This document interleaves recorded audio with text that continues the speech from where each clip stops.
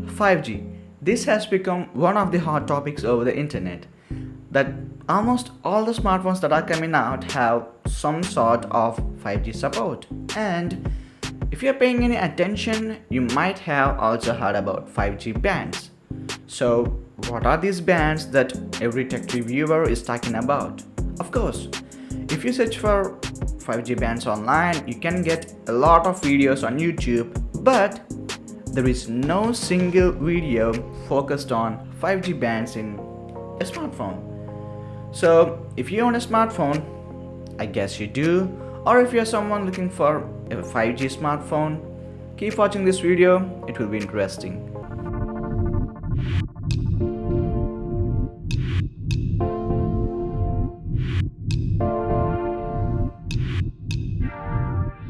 Look, the concept of bands is nothing new.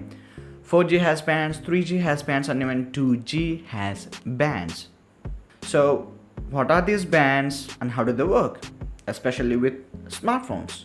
First of all, let's assume that we don't have any Wi-Fi at our homes.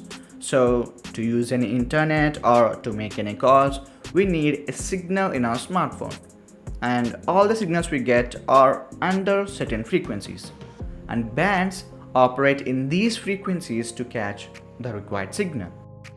For example, consider this signal tower, and the signal it gives is in between 3300 to 4200 range.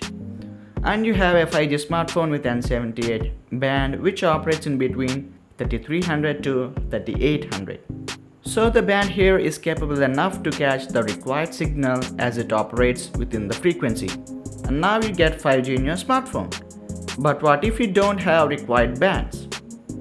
Assume you have only an 78 band, but the signal is not in the frequency. Now you don't get 5G in your smartphone. It's done. Game over. You bought a smartphone which was sold as a 5G smartphone, yet it won't work with 5G. This is why having more bands is a good option. But you don't need a smartphone with so many bands. To get a clear understanding, have a look at this.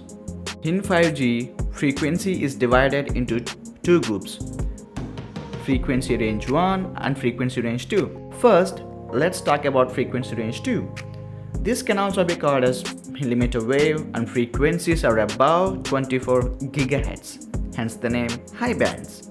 In this frequency range 2, we get bands like N257, 258, 260 and 261. Since the frequencies are high, it can give very strong speeds, but for a very short distance. These kinds of signals can be easily interrupted. If you have a wall or even a tree in between, it will drop. Although it's super fast, this is not something we use at our homes, and at this point of time, it's not happening. But frequency range 1, this is what we need, and it has a different story.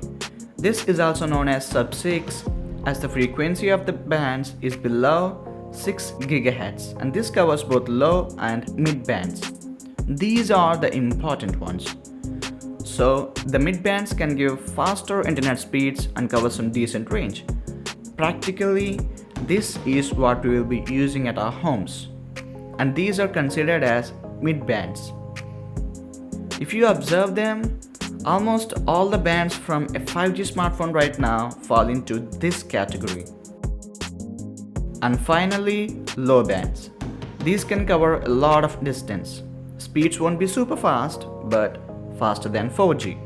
If you're traveling or happen to be at a far away place, you still get 5G with the help of low bands. So low bands are just as important as mid bands, but we may not use them frequently.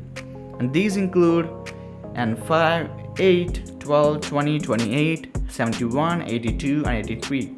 So a good 5G smartphone is not one with so many bands. It should have a decent number of low bands, mid bands, and if possible, a couple of high bands too. But high bands, these are something we don't need yet, at least in our country. If you're still confused, just keep this in mind. You should consider the number of 5G bands in a smartphone, but this is not a new feature to pay a premium. Last but not the least, I have a personal suggestion for you. If you're in the market looking for a mid-range or a flagship smartphone, these two segments are already crowded with 5G smartphones, so that won't be an issue. But if you're someone looking for a budget 5G smartphone, this is not the right time to buy, at least until 5G rolls out. So yeah, that's it for today's video. I hope you found it useful. If yes, do share with your friends and family so they can find it helpful too. If by any reason you would like to contact me, link is in the description below. Until then, this is Ganesh and I hope to see you again.